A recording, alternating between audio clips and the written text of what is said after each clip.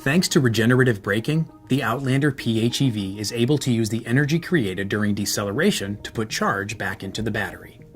The moment your foot comes off the accelerator, the electric motors behave like generators. They convert the vehicle's kinetic energy into electrical energy and send it back to the battery, which helps recharge it. The paddle shifters allow you to adjust the intensity of the regenerative braking and the amount of charge regenerated. Just place the shift lever into drive and you're ready to go. The paddle shifters also work in B. We'll get to that in a bit. What's great about paddle shifters is you don't have to take your hands off the wheel to use them.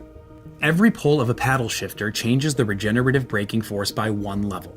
Pulling on the left paddle increases force. The vehicle will feel heavier and decelerate faster, but also produce more energy to feed the drive battery. Pulling on the right decreases force.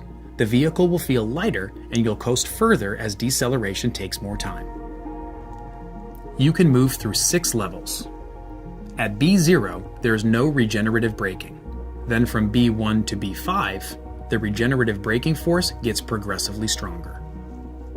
The normal or default level is B2. Whenever drive is first selected, the regenerative braking level automatically goes to B2. If you're at a different level and you want to return to B2, pull and hold the right paddle for 2 seconds or more until D displays. This lets you know you're back to normal. The shift lever gives you another way to adjust the regenerative braking level. When you place the shifter into B, the regenerative braking level goes to B3, a strong setting.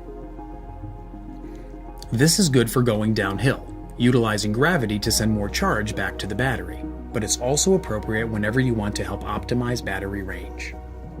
If you want to adjust further, you can cycle through the 6 levels using the paddle shifters, just like when the vehicle is in drive.